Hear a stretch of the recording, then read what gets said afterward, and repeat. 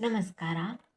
ಇವತ್ತಿನ ವಿಡಿಯೋದಲ್ಲಿ ನಿಮಗೆ ಬೆಳಿಗ್ಗೆ ಎದ್ದೇಳೋಕ್ಕಾಗಲ್ಲ ಅಥವಾ ಕಾರಣವೇ ಇಲ್ಲದೆ ಏನೋ ಬೇಜಾರು ಅಥವಾ ಡಿಪ್ರೆಷನಲ್ಲಿದ್ದೇನೆ ಅನಿಸುತ್ತಾ, ಅಥವಾ ಜೀವನದಲ್ಲಿ ಏನೋ ತೃಪ್ತಿನೇ ಇಲ್ಲ, ಏನೋ ಬೇಜಾರು, ನಿದ್ದೆ ಸರಿಯಾಗಿ ಬರಲ್ಲ ಅಥವಾ ಉಲ್ಲಾಸನೇ ಇಲ್ಲ, ಯಾರೊಂದಿಗೂ ಬೆರೆಯಲು ಮನಸ್ಸಿಲ್ಲ ಅಥವಾ ಯಾವುದರ ಮೇಲೂ ಆಸಕ್ತಿನೇ ಇಲ್ಲ ಅಂದರೆ ಈ ವಿಡಿಯೋ ನಿಮಗಾಗಿ. ಮೊದಲು ನಾವು ಇದಕ್ಕೆ ಕಾರಣ ಏನಂತ ತಿಳಿಯೋಣ. ಈಗ ದಿನದಲ್ಲಿ ನಮಗೆ ಸ್ವಲ್ಪ ಟೈಮ್ ಸಿಕ್ಕಾಗ, ಅಂದರೆ ಫ್ರೀ ಟೈಮ್ ಸಿಕ್ಕಾಗ ನಾವೇನು ಮಾಡುತ್ತೇವೆ? ಮೊದಲು ನಮ್ಮ ಕೆಲಸ ಮೊಬೈಲ್ ನೋಡುವುದು, ಅದರಲ್ಲೂ ಯೂಟ್ಯೂಬ್, ಇನ್ಸ್ಟಾಗ್ರಾಮ್, ಫೇಸ್ಬುಕ್, ವಾಟ್ಸಪ್ ನೋಡುವುದು. ನಮ್ಮ ಸ್ಟೇಟಸ್ಗೆ ಲೈಕ್ ಕೊಟ್ಟರು, ಎಷ್ಟು ಜನ ನೋಡಿದರು, ನಮಗೆ ಬೇಕಾದವರು ನೋಡದಿದ್ದಾಗ ಏನೋ ಬೇಜಾರು ಅಲ್ವಾ?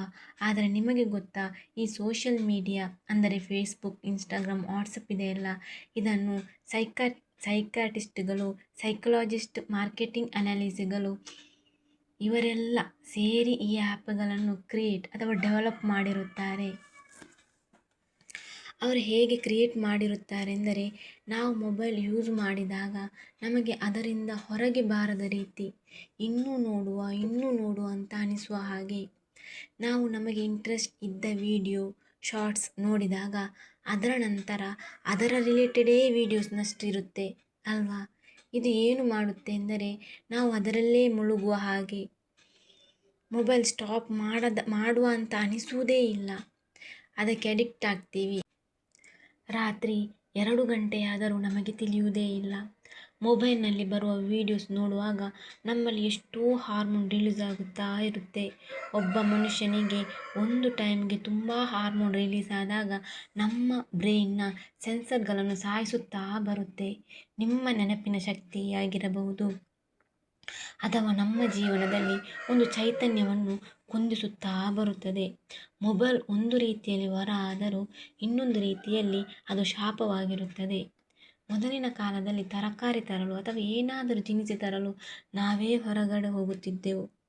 ಆದರೆ ಈಗ 5 ನಿಮಿಷ ಕೂಡ ನಮಗೆ ಪುರುಸೊತ್ತಿಲ್ಲ. ಯಾವಾಗಲಾದರೂ 5 ನಿಮಿಷ ನಿಮ್ಮ ಜೊತೆ ನೀವು ಮಾತಾಡಿದ್ದೀರಾ? ನಿಮ್ಮ ಜೊತೆ ನೀವು ಟೈಮ್ ಸ್ಪೆಂಡ್ ಮಾಡಿದ್ದೀರಾ? ನೀವು ಹೇಗಿದ್ದೀರಾ? ನೀವು ತುಂಬ ಸಂತೋಷದಿಂದಿದ್ದೀರಾ ಅಥವಾ ನಗ್ತಾ ಇದ್ದೀರಾ? ಅಥವಾ ನನಗೆ ಈ ಪ್ರಾಬ್ಲಮ್ ಬಂದಿದೆ, ಇದಕ್ಕೆ ಸೊಲ್ಯೂಷನ್ ಏನಂತ ಕಂಡುಕೊಳ್ಳಿದ್ದೀರಾ?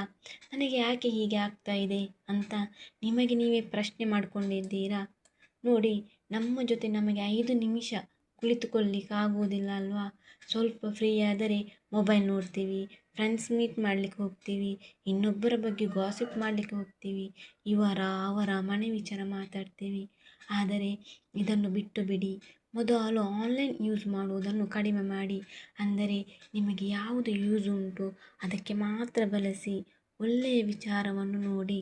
ನಮಗೆ ಯಾವುದು ಯೂಸ್ ಉಂಟು ಅದಕ್ಕೆ ಮಾತ್ರ ಬಳಸಿ. ಒಳ್ಳೆಯ ವಿಚಾರವನ್ನು ನೋಡಿ. ನಮಗೆ ಯಾವುದು ಅವಶ್ಯಕತೆ ಇದೆ ಅದನ್ನು ಮಾತ್ರ ನೋಡಿ.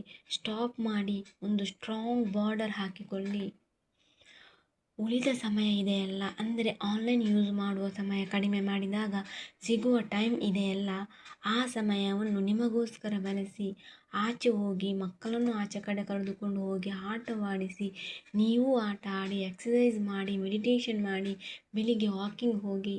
ಹೀಗೆ ಆಚೆ ಕಡೆ ಹೋದಾಗ ಅಲ್ಲಿ ಎಲ್ಲರೂ ಅವರ ದೇಹದ ಕಡೆ ಗಮನ ಕೊಟ್ಟು ದೇಹಕ್ಕೆ ವರ್ಕ್ ಕೊಡ್ತಾ ಇರುತ್ತಾರೆ. ಆದರೆ ನಾವು ಸ್ವಲ್ಪ ಯೋಚಿಸಿ, ಯಾರು ಅವರಿಗೋಸ್ಕರ ಟೈಮ್ ಕೊಟ್ಟು ಅವರ ಮೇಲೆ ಅವರು ವರ್ಕೌಟ್ ಮಾಡ್ತಾ ಇರುತ್ತಾರೆ, ಅವರಲ್ಲಿ ಗುಡ್ ಹಾರ್ಮೋನ್ ಇನ್ಕ್ರೀಸ್ ಆಗಿ ಸದಾ ಯೌವನದಿಂದ ಹಾಗೂ ಖುಷಿಯಿಂದ ಇರುತ್ತಾರೆ. ಹೀಗೆಲ್ಲ ಮಾಡಿದಾಗ ಬೆಳಿಗ್ಗೆ ಎದ್ದಾಗ ನಮಗೆ ನಮ್ಮ ಮೇಲೆ ಹೆಮ್ಮೆ ಬರುತ್ತೆ. ಅದಲ್ಲದೆ ಹೇಗೆ ಊಟ ಮಾಡಬೇಕು ಎಂಬ ಡಿಸಿಪ್ಲಿನ್ ಕೂಡ ಬರುತ್ತೆ. ಅದನ್ನು ಬಿಟ್ಟು ಏನೂ ವರ್ಕೌಟ್ ಮಾಡದೆ ಲೇಟಾಗಿ ಎದ್ದು ಟೈಮ್ ಸಿಕ್ಕಾಗ ಮೊಬೈಲ್ ನೋಡುತ್ತಾ ಇದ್ದರೆ ನಮ್ಮ ಪೋಸ್ಚರ್ ಕೂಡ ಹಾಳಾಗುತ್ತೆ. ನಾವು ಮೊಬೈಲ್ ನೋಡ್ತಾ ಏನು ತಿಂತಾ ಇದ್ದೀವೋ ಅಂತಲೂ ನಮಗೆ ತಿಳಿಯಲ್ಲ, ನಾವು ಏನು ಯೋಚನೆ ಮಾಡ್ತೀವಿ ಅಂತಲೂ ನಮಗೆ ಗೊತ್ತಾಗ್ತಾ ಇರಲ್ಲ. ನೀವು ಗಮನಿಸಿದ್ದೀರಾ? ಈಗ ನಾವು ಮನೆಯಿಂದ ಹೊರಗಡೆ ಹೋದಾಗ ಲಾಕ್ ಮಾಡಿರ್ತೀವಿ, ಆದರೆ ನಮಗೆ ನೆನಪಿರಲ್ಲ. ಪುನಃ ಹೋಗಿ ಚೆಕ್ ಮಾಡ್ತೀವಿ. ಗ್ಯಾಸ್ ಆಫ್ ಮಾಡಿರ್ತೀವಿ, ಆದರೂ ಪುನಃ ಹೋಗಿ ಚೆಕ್ ಮಾಡ್ತೀವಿ. ಏನೋ ಮನಸ್ಸಲ್ಲಿ ಭಯ. ಇದೆಲ್ಲ ಯಾಕೆಂದರೆ ನಾವು ಮೊಬೈಲ್ನಲ್ಲಿ ಅಂತಹದ್ದನ್ನೇ ನೋಡ್ತಾ ಇರ್ತೀವಿ. ಕ್ರೈಮ್ ಸೀರೀಸ್ಗಳನ್ನು ನೋಡ್ತಾ ಇರ್ತೀವಿ. ಗಂಡನಿಗೆ ಹೆಂಡತಿ ಮೇಲೆ ಡೌಟು, ಹೆಂಡತಿಗೆ ಗಂಡನ ಮೇಲೆ ಡೌಟ್, ಇಂತಹವುಗಳನ್ನು ನೋಡಿ ನೋಡಿ ಸಮಯ ಕಳೆದಂತೆ ನಾವು ಕೂಡ ಹಾಗೆಯೇ ಆಗ್ತೀವಿ. ಅದನ್ನು ಬಿಟ್ಟು ನಿಮ್ಮ ಮನೆಯಲ್ಲಿ ಹಿರಿಯರಿದ್ದರೆ ಅವರ ಜೊತೆ ಟೈಮ್ ಸ್ಪೆಂಡ್ ಮಾಡಿ. ಅವರು ಯಾವಾಗಲೂ ಪಾಸಿಟಿವ್ ಆಗಿರ್ತಾರೆ. ಆದರೆ ನಾವು ಅವರಿಗೆ ಮೊಬೈಲ್ ಆಪರೇಟ್ ಮಾಡಲಿಕ್ಕೆ ಗೊತ್ತಿಲ್ಲ ಅಂತ ತಮಾಷೆ ಮಾಡ್ತಾ ಇರ್ತೀವಿ.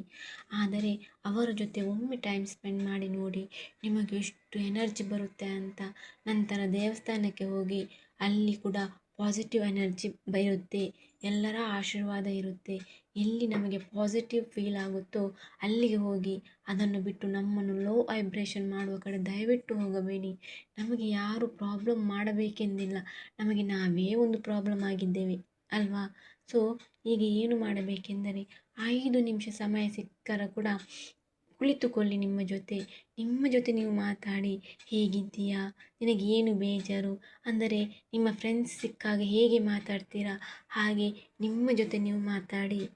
ಇದು ನಿಮಗೆ ಕೇಳಲು ತಮಾಷೆಯಾದರೂ ಇದು 100% ನಿಮ್ಮ ಪ್ರಾಬ್ಲಮ್ಗೆ ಸೊಲ್ಯೂಷನ್ ಸಿಕ್ಕೇ ಸಿಗುತ್ತದೆ. ನಮಗೆ ಯಾರಾದರೂ ಅನ್ಯಾಯ ಮಾಡಿರುತ್ತಾರೆ, ಅದನ್ನೇ ತಲೆಯಲ್ಲಿ ಇಡುವುದು. ಯಾರ ಮೇಲೂ ದ್ವೇಷ, ಯಾರ ಮೇಲೂ ಕೋಪ, ಹೀಗೆ ತಲೆಯಲ್ಲಿ ತುಂಬ ಕಸವನ್ನು ಹಿಡಿದುಕೊಂಡು ನನಗೆ ಆ ಪ್ರಾಬ್ಲಮ್, ನನಗೆ ಈ ಪ್ರಾಬ್ಲಮ್, ನನಗೆ ನಿದ್ದೆ ಬರಲ್ಲ ಅಂತ ನಮ್ಮಲ್ಲೇ ಸೊಲ್ಯೂಷನ್ ಇದ್ದುಕೊಂಡು ಸಫರ್ ಆಗ್ತಾ ಇರ್ತೀವಿ ಅಲ್ವಾ? ಹೇಳ್ತಾರಲ್ಲ, ಯಾರಿಗೆ ಕ್ಷಮಿಸುವ ಗುಣ ಇರುತ್ತೋ ಅವರು ದೇವರು ಅಂತ. ಎಲ್ಲವನ್ನು ಬಿಡಿ, ಮೊದಲು ಪ್ರಿಯಾರಿಟಿ ನಿಮ್ಮ ಮೇಲೆ ಇರಲಿ. ನಮ್ಮ ಜೀವನದ ಪ್ರತಿ ನಿಮಿಷವೂ, ಪ್ರತಿ ಸೆಕೆಂಡ್ ನಾವು ಹೇಗೆ ಸಂತೋಷದಿಂದ ಇರಬೇಕು ಅಂತ ಇರಬೇಕೇ ವಿನಃ ಅವರನ್ನು ಹೇಗೆ ಹಾಳು ಮಾಡಲಿ, ಅವರಿಗೆ ಹೇಗೆ ತೊಂದರೆ ಮಾಡಲಿ ಅಂತ ಇರಬಾರದು. ನಮ್ಮ ಜೀವನ ನಮಗೆ ತುಂಬ ದೊಡ್ಡ ಮಟ್ಟಿಗೆ ಬೆಳೆಯಿರಿ. ಹೇಗೆ ಬೆಳೆಯಬೇಕೆಂದರೆ, ಯಾರು ನಿಮಗೆ ಅವಮಾನ ತೊಂದರೆ ಮಾಡಿದರೂ ಅವರು ನಂತರ ನಿಮ್ಮ ಜೀವನದಲ್ಲಿ ಆಕ್ಸೆಸ್ ಸಿಗಬಾರದು. ಹಾಗೆ ನಿಮ್ಮನ್ನು ನೀವು ತುಂಬ ಪ್ರೀತಿಯಿಂದ ನೋಡಿಕೊಳ್ಳಿ, ನಿಮ್ಮನ್ನು ತುಂಬ ಗೌರವದಿಂದ ನೋಡಿಕೊಳ್ಳಿ. ದಿನ ಬೆಳಿಗ್ಗೆ ಎದ್ದ ಕೂಡಲೇ ಮೊಬೈಲ್ ನೋಡುವ ಬದಲು ಕನ್ನಡಿ ನೋಡಿಕೊಂಡು ಮಾತಾಡಿ. ನಿಮ್ಮನ್ನು ನೀವು ಪ್ರೀತಿಸಿ. ಅದನ್ನು ಬಿಟ್ಟು ಮೊಬೈಲ್ ನೋಡಿ ಅನ್ವಾಂಟೆಡ್ ನ್ಯೂಸ್, ಅನ್ವಾಂಟೆಡ್ ವಿಷಯವನ್ನು ತಿಳಿಯುವ ಬದಲು, ತಲೆಯಲ್ಲಿ ಕಸವನ್ನು ತುಂಬಿಸುವ ಬದಲು ನಿಮ್ಮ ಜೊತೆ ನೀವು ಟೈಮ್ ಸ್ಪೆಂಡ್ ಮಾಡಿ. ಜಗತ್ತಿನಲ್ಲಿ ಯಾರು ಖುಷಿಯಾಗಿರಬೇಕೆಂದು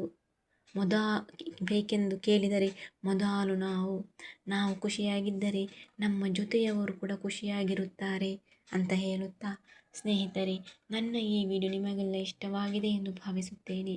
ಇಷ್ಟವಾದರೆ ಒಂದು ಲೈಕ್ ಮಾಡಿ, ಹಾಗೆ ಸಬ್ಸ್ಕ್ರೈಬ್ ಮಾಡುವುದನ್ನು ಖಂಡಿತವಾಗಿಯೂ ಮರೆಯಬೇಡಿ. ಕೇಳಿದ್ದಕ್ಕಾಗಿ ಧನ್ಯವಾದಗಳು.